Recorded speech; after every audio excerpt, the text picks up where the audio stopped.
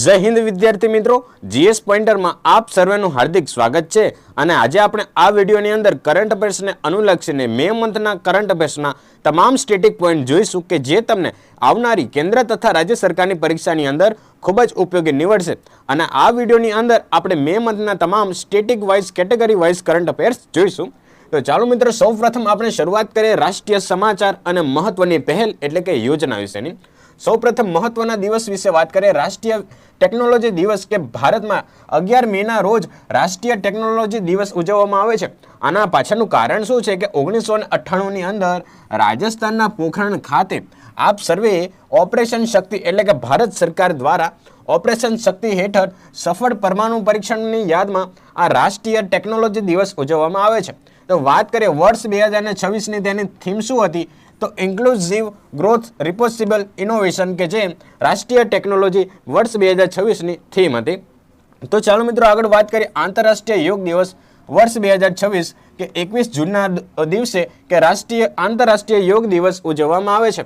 તો વાત કરીએ તેની ઉજવણી કોલકાતા પશ્ચિમ બંગાળ ખાતે કરવામાં આવી હતી.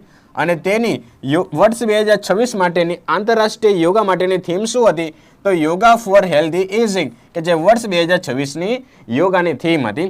તો વાત કરીએ બ્રિક્સ સમિટ 2026 વિશેની કે વર્ષ 2026માં તેની યજમાની ભારતે કરી છે. તો ભારત 2026ની અંદર ચોથી વખત બ્રિક્સની અધ્યક્ષતા કરી રહ્યું છે. અને બ્રિક્સની કે વર્ષ 2026ની થીમ શું છે કે building for resistance, innovation, cooperation અને સસ્ટેબિલિટી છે. તો બ્રિક્સ યુથ મીટિંગનું આયોજન કે જે ઇન્દોર ખાતે કરવામાં આવશે. અને વાત કરીએ કલ્ચરલ મીટિંગ કે જે નવી દિલ્હીમાં યોજાઈ રહી છે. તો ચાલો મિત્રો નેક્સ્ટ પોઈન્ટની વાત કરીએ આપણે તો મહત્વના અમુક સરકારી પહેલ વિશેની. તો સૌપ્રથમ વાત કરીએ પદ્મ ડોરી શું છે કે જે ઉત્તર પૂર્વના એરી સિલ્ક અને મધ્યપ્રદેશના ચંદેરી વણાટને જોડતી એક વિશિષ્ટ ટેક્સટાઇલ પહેલ છે.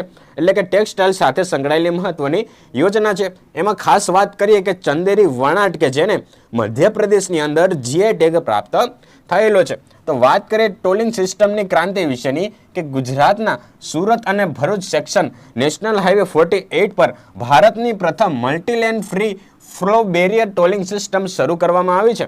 તો ચાલો મિત્રો આગળ વાત કરીએ મહત્વની મીટિંગ્સ અને પોર્ટલ્સ કે જે તાજેતરમાં મે મહિનાની અંદર ચર્ચામાં રહ્યા હોય.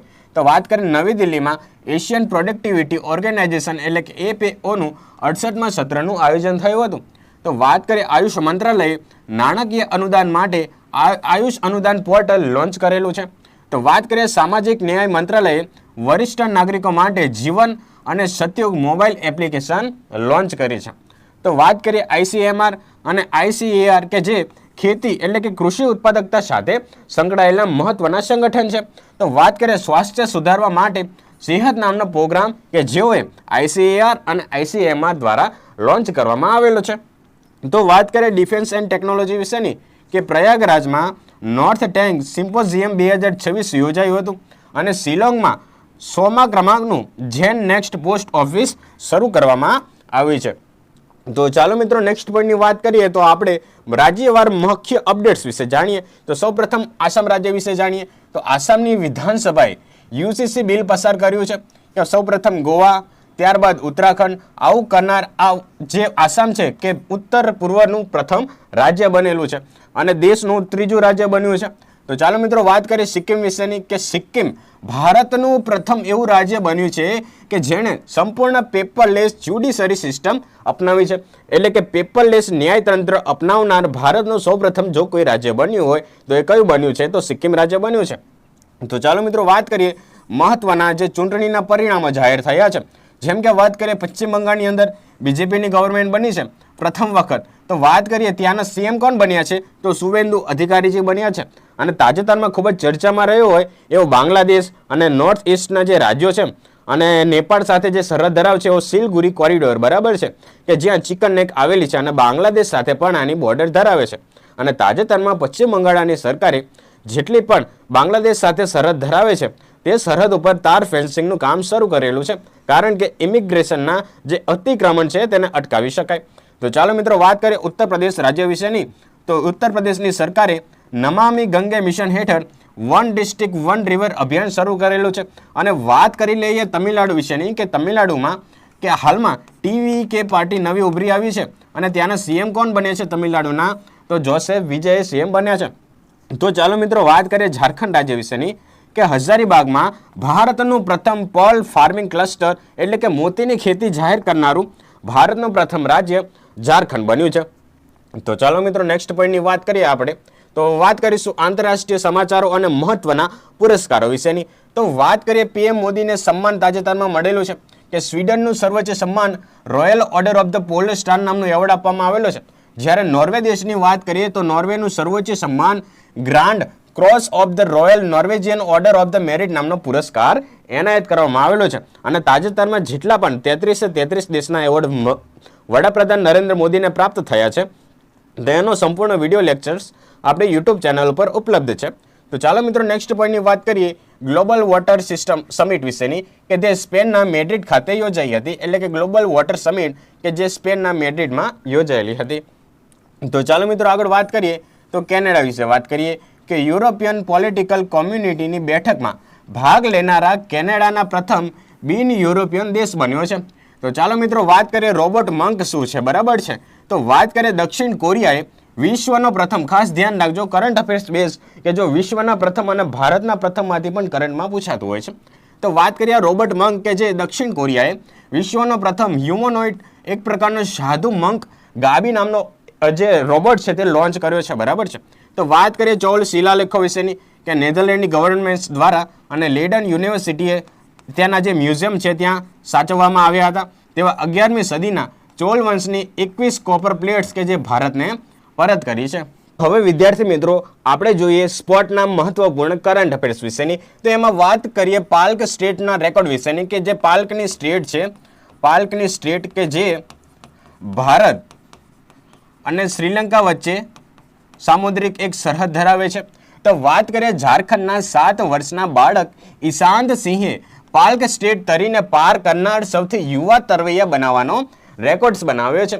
તો ચાલો મિત્રો વાત કરીએ નેશનલ રેકોર્ડ્સ વિશેની કે ગુરવિંદર સિંહે 100 મીટરમાં અને પૂજા સિંહે મહિલા હાઈ જમ્પમાં નવા રાષ્ટ્રીય રેકોર્ડ નિર્ધારિત કર્યા છે. તો વાત કરીએ થોમસ કપ વિશેની કે ચીને 12મી વખત થોમસ કપ કે જે જીત્યો છે અને થોમસ કપ કે જે બેડમિન્ટન સાથે સંકળાયેલો છે.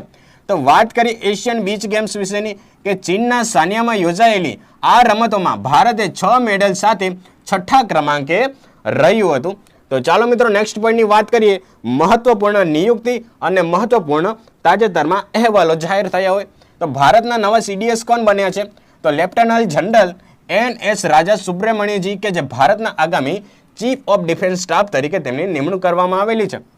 તો વાત કરીએ નેવી ચીફ વિશેની કે વાઇસ એડમિરલ કૃષ્ણ સ્વામીનાથન કે જે ભારતના નવા નેવી ચીફ બન્યા છે. તો વાત કરીએ પુલિત્ઝર પ્રાઇઝ 2026 કે જેને ભારતના પત્રકાર સુપર્ણા શર્મા અને વિઝ્યુઅલ આર્ટિસ્ટ આનંદ આરકેને આ પુરસ્કાર એનાયત કરવામાં આવેલો છે. તો વાત કરીએ વર્લ્ડ પ્રેસ ફ્રીડમ ઇન્ડેક્સ કે જેમાં ભારત 180 દેશોમાંથી 157માં ક્રમે રહ્યું હતું. તો ચાલો મિત્રો પ્રજનન દરની વાત કરીએ એટલે કે TFR વિશેની કે નેશનલ ફેમિલી હેલ્થ સર્વે અંતર્ગત કે જે ભારતનો કુલ પ્રજનન દર હવે 2.0 પર અડકી રહ્યો છે. તો ચાલો મિત્રો નેક્સ્ટ પોઈન્ટની વાત કરીએ રાષ્ટ્રીય અને સરકારી મહત્વની યોજનાઓ વિશેની. તો આપણે આગળ વાત કરી પોખરણ પરીક્ષણનો ઇતિહાસની દ્રષ્ટિએ વાત કરી લઈએ કે 11 મેના રોજ રાષ્ટ્રીય ટેકનોલોજી દિવસ ઉજવવામાં આવે છે કે ભારતનું સફળ પરમાણુ પરીક્ષણ 18 મે 1974ના રોજ કરવામાં આવ્યું હતું ઇન્દિરા ગાંધીજીના સમયની અંદર કે જેના કોડનું નામ સ્માઇલિંગ બુદ્ધા રાખવામાં આવ્યું હતું પોખરણ 1 સમયે. અને જ્યારે 1998ની અંદર અટલ બિહારી વાજપેયીજીના સમયમાં ઓપરેશન શક્તિ પોખરણ 2 હાથ ધરવામાં આવેલું હતું. તો ચાલો મિત્રો વાત કરીએ પદ્મ ડોરી ટેક્સટાઇલની વિગતો વિશે કે અગાઉ પણ આપણે વાત કરી એરી સિલ્ક કે જે સામિયા ઋષિના એટલે કે રેશમી કીડા દ્વારા બનાવવામાં આવે છે અને દિવેલાના પાન ઉપર ઉછેરવામાં આવે છે અને મધ્યપ્રદેશની ચંદેરી વણાટ સાથે જોડાયેલી છે. તો ચાલો મિત્રો હવે આપણે આગળ વાત કરીએ એશિયન પ્રોડક્ટિવિટી ઓર્ગેનાઇઝેશન એટલે કે APO વિશેની કે આ સંસ્થાની સ્થાપના 1961માં થઈ હતી અને તેનું મુખ્ય મથક ટોક્યો જાપાનમાં આવેલું છે. તો વાત કરીએ તેનું સ્થાપક સભ્ય ભારત દેશ છે. તો ચાલો મિત્રો નેક્સ્ટ પોઈન્ટની વાત કરીએ આપણે કોટન પ્રોડક્ટિવિટી મિશન વિશેની. ખૂબ જ અગત્યનો પોઈન્ટ છે તો કેન્દ્રીય કેબિનેટે કપાસની ઉત્પાદકતા વધારવા માટે 5,659 કરોડ રૂપિયા મંજૂર કર્યા છે કે જે 5 વર્ષના સમયગાળા દરમિયાન વર્ષ 2026 થી 27 અને વર્ષ 2030 થી 31 માટે નિર્ધારિત સમયગાળો રહેશે.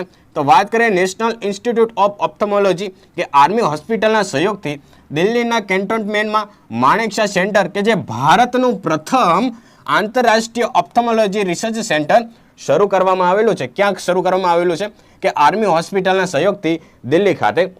તો ચાલો મિત્રો વાત કરીએ ઇન્ટરનેશનલ બિગ કેટ અલાયન્સ કે ભારતે 2023માં આની શરૂઆત કરી હતી. તેનું હેડક્વાર્ટર નવી દિલ્હીમાં આવેલું છે અને તાજેતરમાં સાઉદી અરેબિયાએ તેનું 26મું સભ્ય દેશ બન્યું છે. આનું જે સંચાલન છે ને IBCAનું તાજેતરમાં જે અધ્યક્ષતા ભારત કરવાનું હતું, પરંતુ વિશ્વના દેશોની અંદર તાજેતરમાં કે જે વાયરસ ફેલાયો છે એને અનુલક્ષીને ભારતે પોતાની જે અધ્યક્ષતા છે તે પરત ખેંચી લીધી હતી. તો ચાલો મિત્રો આગળ વાત કરીએ કાયદો અને ડિજિટલ પહેલ વિશેની. તો સુપ્રીમ કોર્ટની નવી પહેલ વિશે વાત કરીએ. વન કેસ વન ડેટા શું છે? તો સુપ્રીમ કોર્ટ, હાઈકોર્ટ અને ટ્રાયલ કોર્ટના ડેટાને એકીકૃત કરવા માટેની એક પ્રકારની સિસ્ટમ છે. તો ચાલો મિત્રો વાત કરીએ શું સહાય સિસ્ટમ શું છે કે નાગરિકોને કોર્ટની સેવાઓ અને સરળતાથી મળી રહે તે માટે AI આધારિત ચેટબોટ વિકસાવવામાં આવેલા છે. તો વાત કરીએ EPFO ની દ્વારા તાજેતરમાં પ્રાપ્તિ પોર્ટલ લોન્ચ કરવામાં આવેલું છે. એનું મુખ્ય કારણ શું રહેશે કે બંધ પડેલા PF એકાઉન્ટ્સને ટ્રેક કરવા અને ફરીથી સક્રિય કરવા માટે આધાર આધારિત એક પ્રકારનું પોર્ટલ એટલે કે EPFO દ્વારા પ્રાપ્તિ પોર્ટલ વિકસાવવામાં આવ્યું છે. તો ચાલો મિત્રો વાત કરીએ શિપયાર્ડ પ્રોજેક્ટ વિશેની કે તમિલનાડુના થુથુકુડી ખાતે ભારતનું પ્રથમ મેગા ગ્રીનફિલ્ડ શિપયાર્ડ બનાવવા માટે MOU કરવામાં આવેલા છે. તો વાત કરીએ સુપ્રીમ કોર્ટના જજોની સંખ્યા તાજેતરમાં વધારવામાં આવી છે કે કેબિનેટે સુપ્રીમ કોર્ટના જજોની સંખ્યા 33થી વધારીને 37 કરવામાં આવેલી છે. એટલે કે મુખ્ય ન્યાયાધીશ સિવાય કરવા માટે આ બિલને મંજૂરી આપી દેવામાં આવેલી છે. તો ચાલો મિત્રો નેક્સ્ટ પોઈન્ટની વાત કરીએ રાજ્ય અને પર્યાવરણલક્ષી મહત્વપૂર્ણ અહેવાલો વિશેની. તો વાત કરીએ ઓપરેશન ક્લોઈંગ બેક શું છે કે હિમાચલ પ્રદેશના વન વિભાગે ગેરકાયદેસર વન્યજીવ વ્યાપાર રોકવા માટે ઓપરેશન ક્લોઈંગ બેક હાથ ધરવામાં આવેલું હતું. કેચ ધ રેન 2026 શું છે? તો દિલ્હીમાં શરૂ કરેલા આ અભિયાનનું મેસ્કોટ છે નીરા, તે જેના અર્થે કે જે વોટર હાર્વેસ્ટિંગ સિસ્ટમ છે, પાણીનો સંગ્રહ કરવો. બરાબર. તો ચાલો મિત્રો આગળ વાત કરીએ પાલામુ ટાઈગર રિઝર્વ કે જે ઝારખંડ ખાતે આવેલું છે કે ભારતનું પ્રથમ સમર્પિત માનવ અને હાથી સંઘર્ષ સંશોધન કેન્દ્ર અહીં સ્થાપવામાં આવશે. તો ચાલો મિત્રો વાત કરીએ સિક્કિમ સ્થાપના દિવસ વિશેની. સિક્કિમે તેનો 51મો સ્થાપના દિવસ ઉજવ્યો છે કે 1975માં કે 36મા બંધારણીય સુધાર અંતર્ગત ભારતનું પૂર્ણ રાજ્ય બન્યું હતું.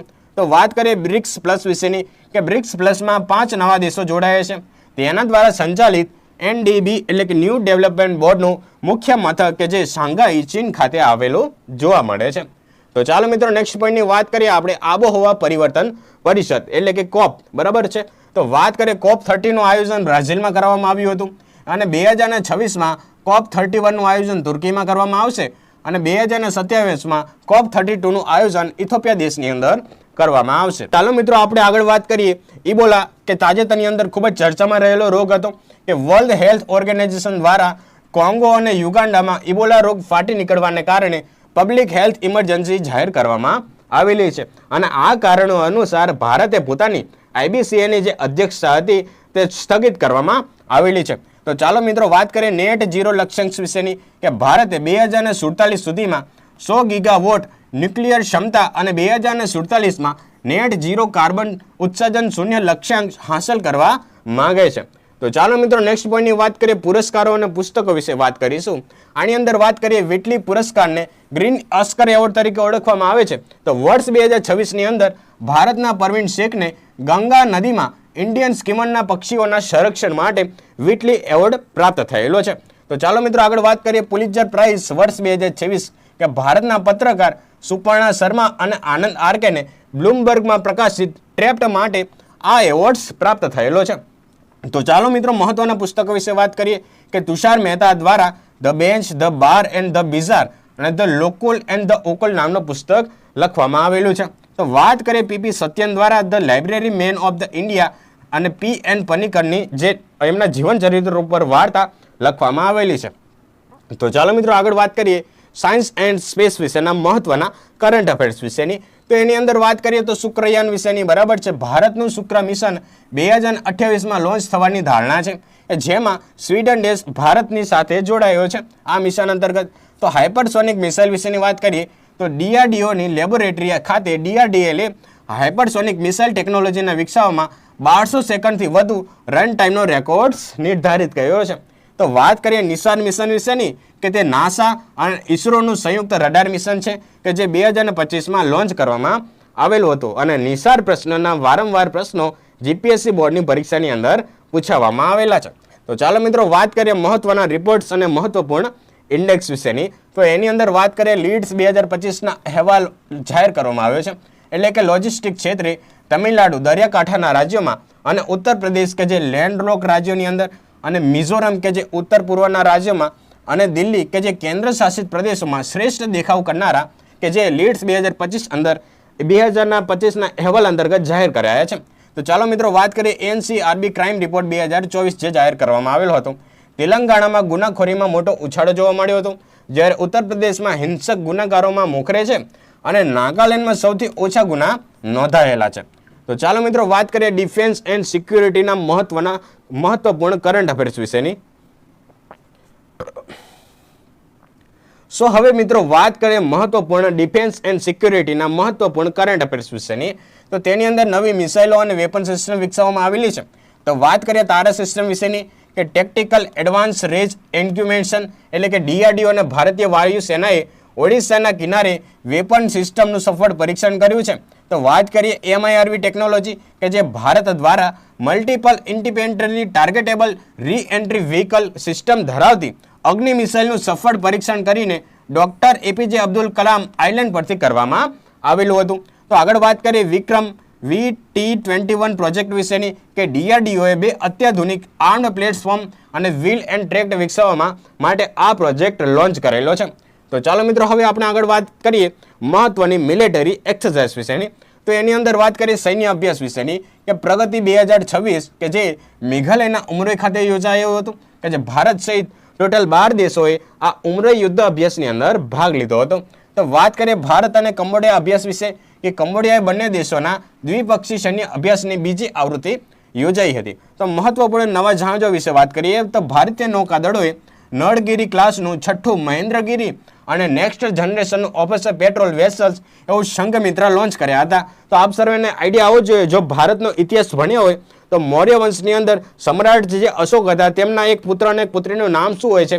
એકનું નામ હોય છે મહેન્દ્ર અને બીજાનું નામ હોય છે આપણે જોઈએ તો સંઘમિત્રા, કે જેઓએ શ્રીલંકાની અંદર બૌદ્ધ ધર્મના પ્રચાર માટે તેઓને મોકલેલા હતા. તો તે બંનેના નામ ઉપરથી આપણા INS મહેન્દ્રગીરી અને INS સંઘમિત્રાનું નામકરણ કરવામાં આવેલું છે. તો ચાલો મિત્રો આગળ વાત કરીએ ITBPના નવા રેકોર્ડ્સ વિશેની, કે ITBPની સંપૂર્ણ મહિલા ટીમ દ્વારા માઉન્ટ એવરેસ્ટનું સફળ આરોહણ કરવામાં આવ્યું હતું. તો ચાલો મિત્રો નેક્સ્ટ પોઈન્ટની વાત કરીએ સરકારી યોજનાઓ અને ડિજિટલ. સો હવે વિદ્યાર્થી મિત્રો વાત કરીએ મહત્વપૂર્ણ સરકારી યોજનાઓ અને મહત્વપૂર્ણ પોર્ટલ્સ વિશેની. તો તેની અંદર વાત કરીએ જી રામજી યોજના વિશેની, કે 1 જુલાઈ 2026ના રોજથી અમલમાં આવનારી આ યોજના હેઠળ ગ્રામીણ વિસ્તારોને 125 દિવસની રોજગારી આપવામાં આવશે. તો અગાઉ જે મનરેગા યોજના હતી તેમાં 100 દિવસની ગેરંટી આપવામાં આવતી હતી અને વીબી રામજી યોજના અંતર્ગત 125 દિવસની રોજગારની ગેરંટી આપવામાં આવશે. તો ચાલો મિત્રો આગળ વાત કરીએ PM અજય પોર્ટલ વિશે, કે અનુસૂચિત જાતિના કલ્યાણ માટેની યોજનાઓના અમલીકરણ માટે સામાજિક ન્યાય મંત્રાલયે PM Ajay portal mobile app launch કરેલી છે. તો વાત કરીએ જનની પ્લેટફોર્મ વિશે, કે માતા અને નવજાત બાળકની આરોગ્ય સુરક્ષા અને ટ્રેકિંગ માટે ડિજિટલ પ્લેટફોર્મ શરૂ કરવામાં આવેલું છે. તો વાત કરીએ સી પ્લેન સેવા, સ્કાય હોપ એવિએશન દ્વારા ભારતની પ્રથમ કોમર્શિયલ સી પ્લેન સેવા શરૂ કરવાની તાજેતરમાં મંજૂરી આપવામાં આવેલી છે. તો ચાલો મિત્રો નેક્સ્ટ પોઈન્ટની વાત કરીએ આંતરરાષ્ટ્રીય સંબંધો અને મહત્વપૂર્ણ સિદ્ધિઓ વિશેની, કે આંતરરાષ્ટ્રીય સંબંધોમાં વાત કરીએ નવી દિલ્હીમાં 4થી ભારત આફ્રિકા ફોરમની સમિટ યોજાઈ રહી હતી. તો ભારત અને ઇટાલી વર્ષ 2027ને વર્ષ of the culture and tourism તરીકે જાહેર કરીને ઉજવશે. તો વાત કરીએ ભારત અને અમેરિકાએ મહત્વના ક્રિટિકલ મિનરલ્સના પુરાવા ઉપર સમજૂતી કરી છે, એટલે કે MOU કર્યા છે. તો વાત કરીએ ભારત અને જમૈકાના માનવતાવાદી સહાય માટે આરોગ્ય હેલ્થ ક્યુબ તૈનાત કરવામાં આવ્યું છે. તો વાત કરીએ મહત્વપૂર્ણ પુરસ્કારો વિશેની, કે સંયુક્ત રાષ્ટ્રના FAO દ્વારા PM મોદીને એગ્રીકોલા મેડલ એનાયત કરવામાં આવેલો છે. તો વાત કરીએ મેજર અભિલાષા બરાક કે જેઓને UN military gender advocate of the year નામનો એવોર્ડ એનાયત કરવામાં આવેલો છે. તો વાત કરીએ તાઇવાનના લેખક યાંગ શુજીને નવલકથા તાઇવાન ટ્રાવેલોગ માટે ઇન્ટરનેશનલ બુકર પ્રાઇઝ 2026 એનાયત કરવામાં આવેલો છે. તો વાત કરીએ નેશનલ પંચાયત એવોર્ડ્સમાં કર્ણાટક પ્રથમ સ્થાને રહ્યું હતું અને મિઝોરમનું કાવાર્તા નોર્થ કે જેને ગ્રીન પંચાયતમાં ટોચ પરનું સ્થાન મેળવ્યું હતું. તો ચાલો મિત્રો નેક્સ્ટ પોઈન્ટની વાત કરીએ. ચોલ વંશના જે તામ્રપત્રો 21 કોપર પ્લેટ્સ કે જે નેધરલેન્ડ્સ દ્વારા ભારતને પરત કરવામાં આવેલી છે. તો વાત કરીએ મુખ્ય ઘટના શું છે કે નેધરલેન્ડ્સની લેન્ડન યુનિવર્સિટીની લાઇબ્રેરી દ્વારા 11મી સદીના ચોલ વંશના કોપર પ્લેટ્સ ભારતને પરત કરવામાં આવેલા છે. તો સંગ્રહની વિગતોની વાત કરીએ તો તેનું આશરે વજન 30 કિલો હતું. તેમાં બે અલગ અલગ સેટનો સમાવેશ થાય છે કે મોટા લેડન પ્લેટ્સની વાત કરીએ આમાં 21 પ્લેટ છે કે જે બ્રોન્ઝ રિંગ્સથી જોડાયેલી છે કે તેના ઉપર રાજેન્દ્ર ચોલ પ્રથમની શાહી મહોર જોવા મળે છે. તો નાના લેડન પ્લેટ્સની વાત કરીએ તો આમાં 3 પ્લેટ્સનો સમાવેશ થાય છે જેના ઉપર કુલોતુંગ ચોલ પ્રથમની મહોર જોવા મળે છે. તો ચાલો મિત્રો આની અંદર વાત કરીએ તો મોટા 5 પ્લેટ છે કે જે સંસ્કૃત ભાષાની અંદર લખવામાં આવેલા છે અને બીજા 16 પ્લેટ છે કે જે તમિલ ભાષાની અંદર લખવામાં આવેલા છે. તો વાત કરીએ તેની ઐતિહાસિક મહત્વ વિશેની કે આ તામ્રપત્રોમાં જાવા, સુમાત્રા એટલે કે વર્તમાનનું ઇન્ડોનેશિયા છે તે સમયના રાજાઓ છે રાજા શૈલેન્દ્ર વંશના શ્રી માર વિજય તુંગા વર્મને બૌદ્ધ મઠ એટલે કે મોનેસ્ટ્રી બનાવવા માટે પરવાનગી આપવાનો ઉલ્લેખ જોવા મળે છે. તે સમયે મૂળ આજે બૌદ્ધ મઠ છે પરંતુ એક પ્રકારનું મિલિટરી બેઝ સ્થાપવા માટેનું એક કારણ હોય છે. તો વાત કરીએ શાસકોના ફાળા વિશેની કે આ પ્રક્રિયાની શરૂઆત રાજેન્દ્ર ચોલના પિતા રાજરાજ ચોલ પ્રથમ દ્વારા કરવામાં આવી હતી અને તેને રાજેન્દ્ર ચોલ પ્રથમ દ્વારા ઔપચારિક રીતે પૂર્ણ કરવામાં આવેલી હતી. તો તેના સંબંધો વિશેની વાત કરીએ શરૂઆતમાં ચોલ અને શૈલેન્દ્ર વંશને મૈત્રીપૂર્ણ સંબંધો હતા પરંતુ પાછળથી રાજેન્દ્ર ચોલે પ્રથમે તેઓને યુદ્ધની અંદર હરાવે છે અને ઇન્ડોનેશિયા સુમાત્રા જાવાને પોતાના ચોલ સામ્રાજ્ય હસ્તગત કરી લે છે. તો ચાલો મિત્રો હવે આપણે આગળ તો શો વિદ્યાર્થી મિત્રો આ હતી મે મહિનાના મહત્વપૂર્ણ સ્ટેટિક કરંટ અફેર્સની માહિતી કે જે તમને આવનારી પરીક્ષાની અંદર ખૂબ જ ઉપયોગી નીવડશે. તો આવી જ પરીક્ષાલક્ષી માહિતી મેળવવા માટે GS પોઈન્ટરની સાથે સંકળાયેલા રહો. જય હિન્દ.